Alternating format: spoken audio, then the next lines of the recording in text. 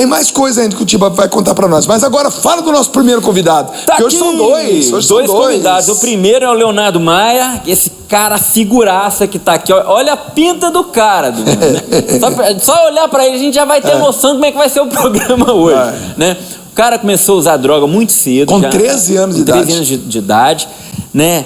E foi caminhando com a droga, achando que podia conviver com as duas coisas, com estudo e a droga, com família e a droga, né? Com acidente e droga, até um ponto que não teve mais jeito. Entrou o crack na vida dele, ficou muito tempo no crack, mas os últimos 6 meses acabou com a vida desse cara, ao ponto dele ser internado, né? E pensar em cometer um homicídio para poder ser preso para usar droga no presídio, ao ponto que ele chegou, ao desespero sem a droga.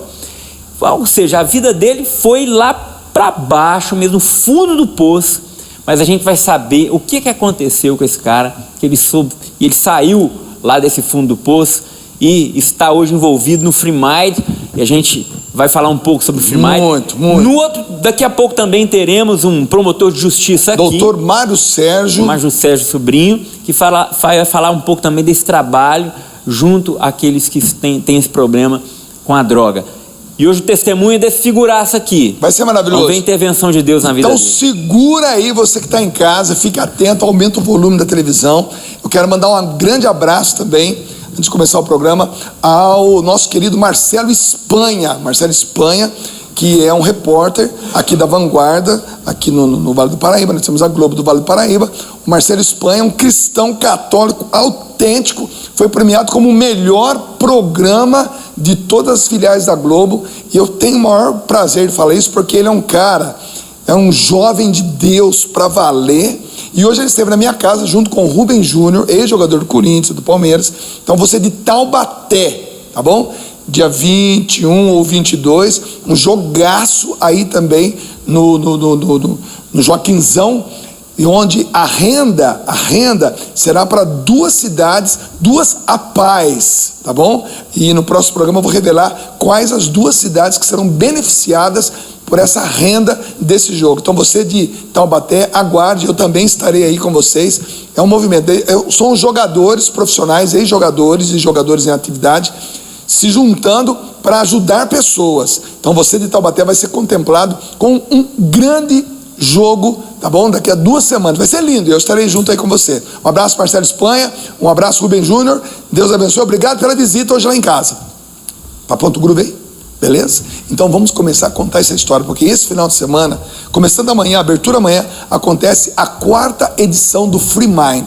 O Free Mind é a junção, é a união aqui no Brasil de todas as pessoas, todas as entidades, todas as fazendas de recuperação, todos os movimentos dele, pastorais, é amor exigente, é pastoral da sobriedade, é NA, AA, todas as casas de recuperação para aqueles que infelizmente estão nas drogas. É a unidade de todo mundo. Mais uma vez, pela 4ª vez, pelo 4º ano consecutivo, vai acontecer no Shopping Dom Pedro, em Campinas. Mais de 3.000 inscritos, mais de quantos países aqui? Deixa eu ver aqui, 3.000 inscritos, 44 países, 26 estados aqui do Brasil, 300 cidades do Brasil, todos juntos pensando em como recuperar e prevenir em relação às drogas. E para testemunhar, porque ele também é fruto desse trabalho, vem para cá o nosso amigo então, Leonardo Maia. Chega aqui, vamos contar a sua história, meu irmão.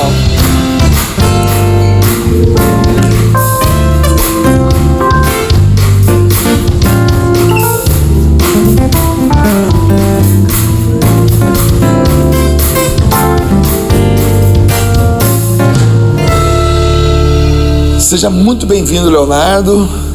Uma alegria muito grande ter você aqui com a gente, representando hoje esse espírito Free Mind, né? Esse espírito de unidade entre todas as pessoas que hoje, como você, fazem um trabalho fantástico na restauração de homens, mulheres, jovens, adolescentes, até anciãos, né?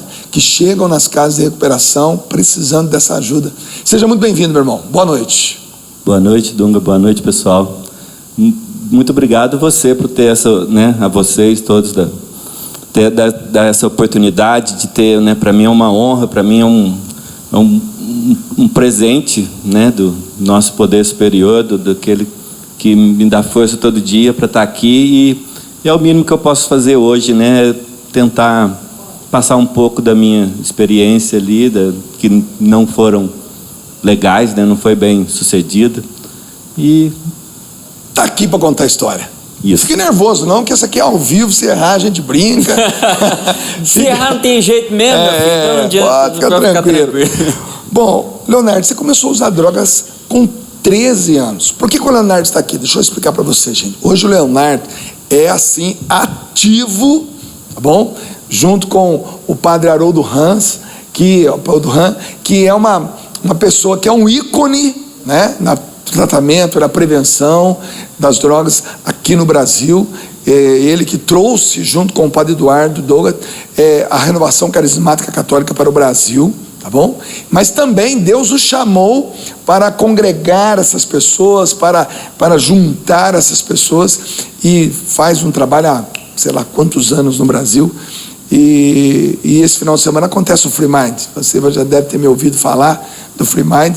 Vai acontecer, volto a dizer, a 4ª edição desse congresso maravilhoso, que hoje chega na sua 4ª edição com uma representatividade fabulosa no Brasil. A abertura é amanhã em Campinas, nós estaremos lá, tá bom? Inclusive amanhã vamos contar com a presença do governador do estado de São Paulo, nosso querido Geraldo Alckmin, que estará abrindo ali também essa fase nova do Free Mind. É maravilhoso e nós queremos dar parabéns a todos aqueles que fazem esse movimento acontecer.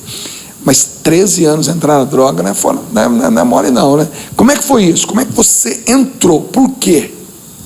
Então, Dunga, é muito novo, né? Eu sempre fui muito tímido, né? Nessa época, eu estava mudando de cidade, né? Pegando ali o começo da adolescência. Eu não me achava legal, eu não me achava bonito, eu tinha muita necessidade de autoafirmação, eu tinha uma necessidade de ser aceito pelo grupo, né, pela sociedade ali, pelo grupo que eu vivia, e eu acredito que foi por isso, né, pela timidez e pela querer ser aceito no grupo. Para você ter uma ideia, né, a primeira vez que eu beijei uma menina, eu demorei 3 horas para dar o beijo, isso sem o álcool. Depois que eu conheci o álcool, eu não gastava 3 minutos. Sabe, e eu falei, pronto, é esse mundo que eu quero. Achei a solução na minha vida. Porque, né, eu era muito fechado. Aí eu achei que aquilo era o certo, né? Para mim estava sendo, foi por um período. Ficava desinibido, achei a coragem. Quer dizer, é interessante, gente, que o álcool é droga, né? E álcool é droga pesada, porém é lícita. O álcool sozinho mata mais do que maconha, cocaína e crack junto. Junta todo mundo que morre de cocaína, de maconha, de crack, junta todo mundo, não dá o que o álcool mata. Sabe por quê? Porque o álcool, ele é legalizado, é legal. E se contando também com os acidentes causados pelo álcool, não? Exatamente. O álcool, se fizer, juntando tudo isso, né? Homicídio doloso, culposo, passional, tudo isso, junta tudo isso. O álcool mata mais. Agora imagina quando as pessoas, não tem outra palavra a não ser, não vou usar essa palavra, só vou ofender na televisão. Ofender na televisão não é bom. Mas algumas pessoas querem legalizar a maconha. Vai acontecer com a maconha o que acontece com o álcool hoje. Por que o álcool mata tanto? É simples. Só uma pessoa isenta totalmente de inteligência é que não pega isso. Você passa num posto de gasolina, por exemplo. Aliás, estou dando uma ideia aqui para os policiais, né? No posto de gasolina, eu contei esses dias, tinha 30 carros num posto de gasolina em São Paulo. 30, eu contei. Todo mundo bebendo no posto, naquela conveniência. Todo mundo estava de carro, todo mundo ia sair dali bêbado. Então, a legalização de uma droga potencializa essa droga a matar mais pessoas. Óbvio. É como a legalização do aborto, por exemplo. Exatamente. Todos os países onde o aborto foi legalizado, aumentou absurdamente o número de abortos. É óbvio. Então, quem pensa em legalizar a maconha, pensa em estar fazendo talvez um benefício, você vai aumentar, vai potencializar a morte através da maconha, meu irmão. É simples de raciocinar isso. Mas você começou pelo álcool, 13 anos de idade. Sim. E aí? E aí, no segundo dia, eu já conheci maconha, e aí foi o começo da decadência, né? Começo do fim. Foi o começo do fim. E muito cedo, né? Muito cedo.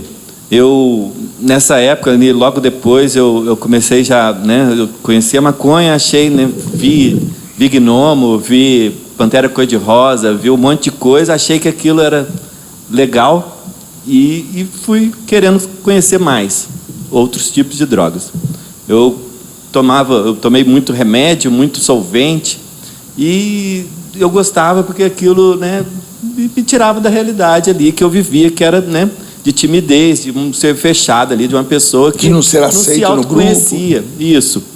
E foi levando, cada vez, né, diminuindo o espaço de uso, cada vez aumentando mais a dose, e fui experimentando várias coisas, né?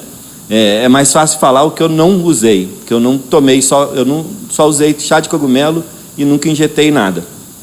O resto tudo eu usei. E foi muito triste, porque fica naquela ilusão de que achava que estava, né, que estava fazendo uma coisa boa. Eu achava que aquilo era bom para mim. Não ia te fazer mal. Que você achava que aquilo era normal, não ia te fazer mal, ia liberar, eu ia ser cada vez mais aceito no grupo. Sim. Porque sim. é o pensamento de um adolescentezinho, né? De 13 anos, 14 anos, 15 anos. Mas o mundo começa a amadurecer ao seu redor, né? E você até aquela ideia, né? Não, quando começar a me prejudicar, eu paro. Sim, não é assim. Sim. E foi interessante isso, porque eu pesava em torno, sei lá, eu era magrinho, sempre fui magrinho, 60 quilos, 60 e poucos quilos. E eu tinha amigo meu que pesava 80, 90, 100 quilos. E eles não aguentavam beber e nem usar droga o tanto que eu usava. E eu achei que aquilo era meio que um super-herói, sabe? De uma ficção, né? De uma história triste. Mas eu achei que legal, porque aquilo, né? Eu não era tímido, aquilo eu era o cara, eu era o último a pedir para parar. E foi esse desvirtuamento, né? Esse estado alterado que eu achei que era legal, que me levou para drogas muito piores. Ou seja, de álcool para maconha, maconha para cocaína, cocaína para o crack. Você ficou quanto tempo na droga? Eu fiquei quase 22 anos. Uau.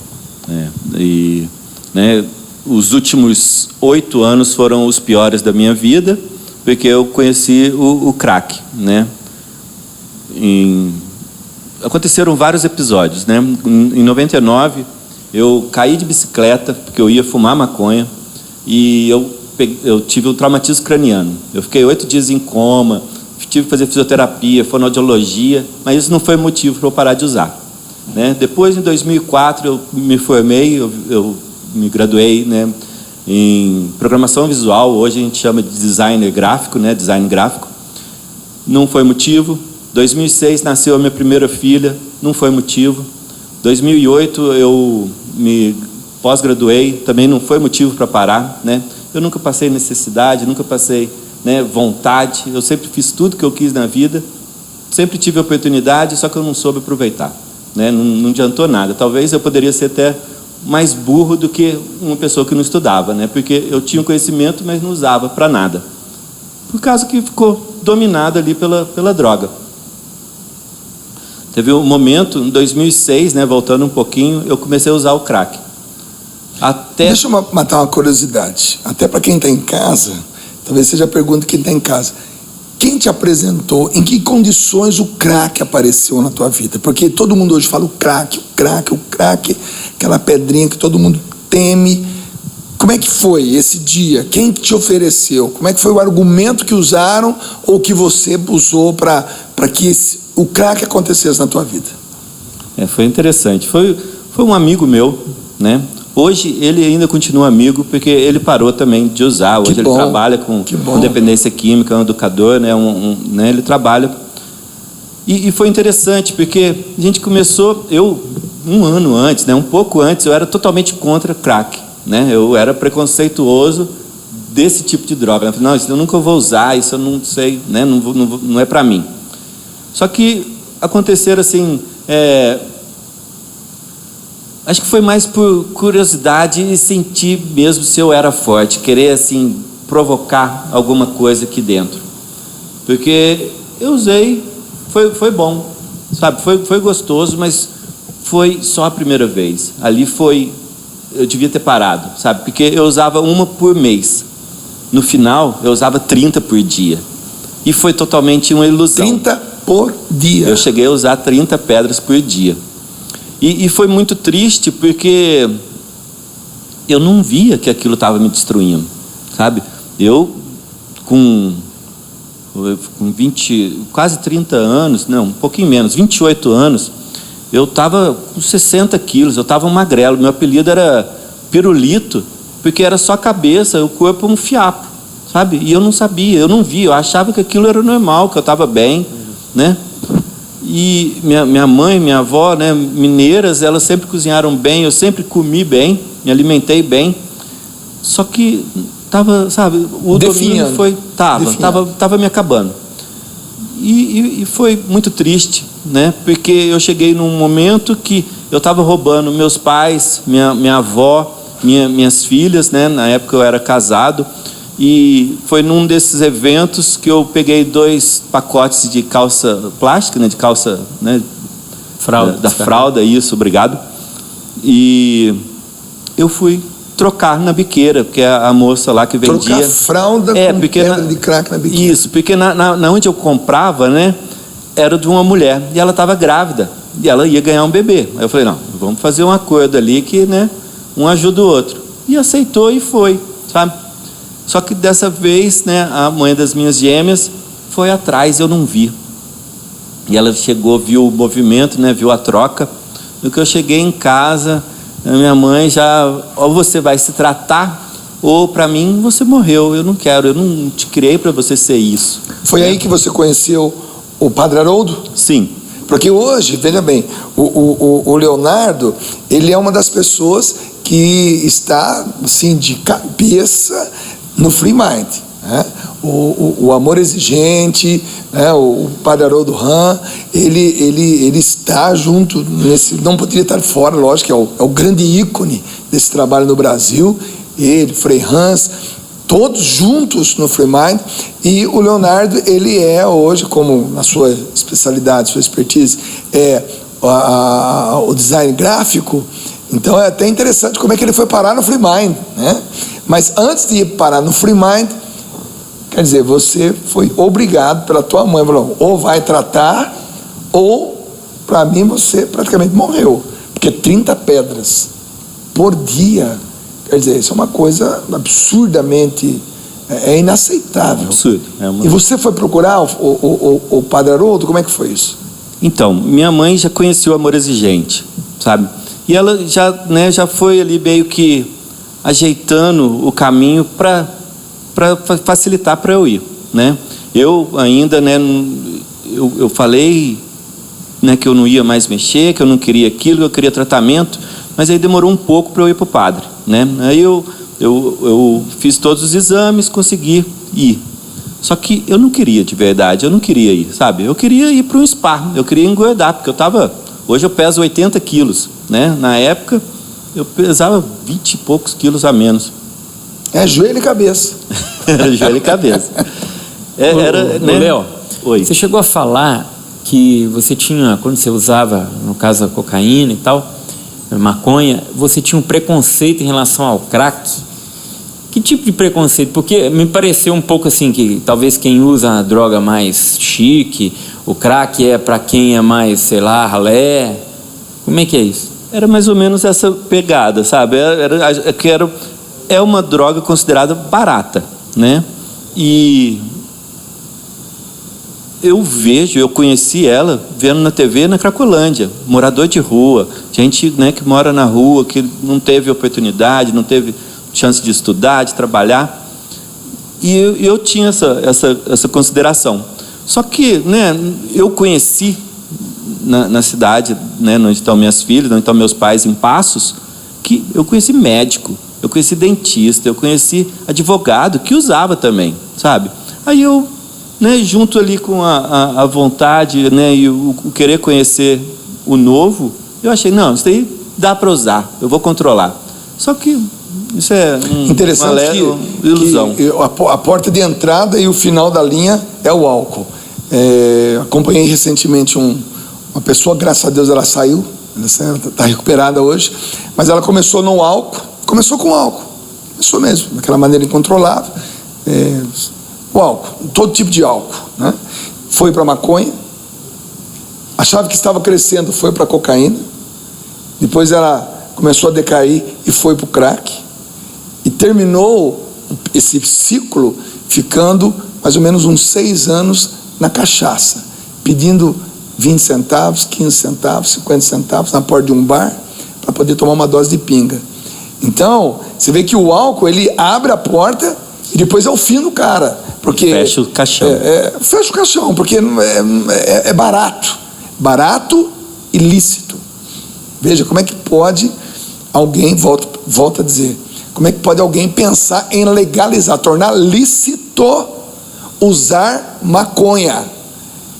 Essa pessoa, ou ela nunca teve filho, ou ela não considera o filho que tem, ela não pensa o filho de ninguém. Uma pessoa que tem um raciocínio desse é incrível, é inacreditável, porque o álcool te inicia na droga e é o fim do cara, na porta de um bar pedindo esmola, pedindo uma dose de cachaça para alguém que esteja ali. E isso se ele não vai tomar o álcool etílico, né? Você bota aquele suquinho e mistura e manda bronca. E como é que você conheceu, então, o Padre Haroldo? Quando você foi, não queria ir, mas acabou indo? Então, e foi, né? Eu fui, na maior boa vontade, achando que todo mundo ia querer se tratar, porque eu não queria, né? Eu queria ver se arrumava uma influência de fora para me dar essa vontade. E os dias foram passando, né? Eu não conseguia ficar 3 horas sem usar, né? Eu fiquei 40 dias e foi o meu limite, né? Ali eu já tinha passado do deserto, já tinha passado para o meu inferno, já não aguentava mais. E eu tive a grandiosa ideia de cometer um homicídio. Nossa. Porque lá no Padre é voluntário, né? A internação. Você entra e sai na hora que você quiser. Eu não queria isso. Eu queria ir para cadeia. Eu queria ir para cadeia porque lá eu ia usar droga. E eu, como homicida, eu não ia ser, né, amolado, né? E eu tinha isso em mente. E eu botei para acontecer isso e foi fazendo. Num dia lá no refeitório, eu comecei a xingar um rapaz, ele mordeu a chumbada, né? Ele não mordeu nem a isca. E já veio xingando e pá. E fomos xingando. É um salão grande, né? Deve ter uns 15 metros de largura, né? Assim, né? De comprimento. E a gente foi da última mesa, um xingando o outro, até chegar no richô, onde a gente pega a bandeja, pega os talheres e tal. Eu peguei a faca, a bandeja e só. E ninguém reparou. E xingando. De repente, eu falei, rela o dedo aqui, ó, não sei o quê, e me xingando. E ele foi com o dedo, né, querendo apontar. Eu falei, rela aqui que eu te mato. Nessa hora, né, ficou acho que menos de 4 dedos, 5 dedos, ficou 10 centímetros. Eu tive o meu primeiro despertar, que veio a imagem da minha mãe com as minhas 3 filhas e uma voz que falou, Léo, você fez tudo o que você quis na sua vida, sempre fez o que quis, olha onde você está. Você quer fazer de novo o que você quer? E foi esse momento, sabe, Dunga?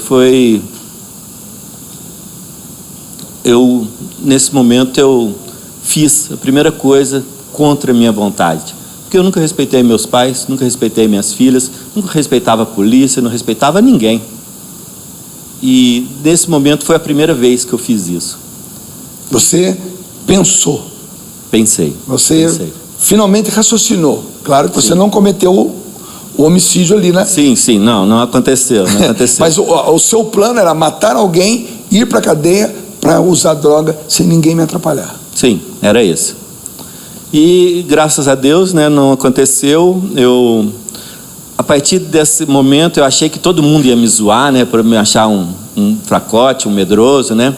E foi o contrário, né? Pessoas ali que não tinham estudo, não tinham vários analfabetos, semi-analfabetos, tinham até 5ª série, 8ª série se tivesse muito.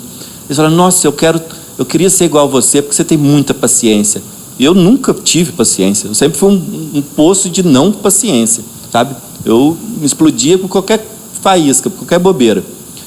E aí eu dei uma abertura para o tratamento, né?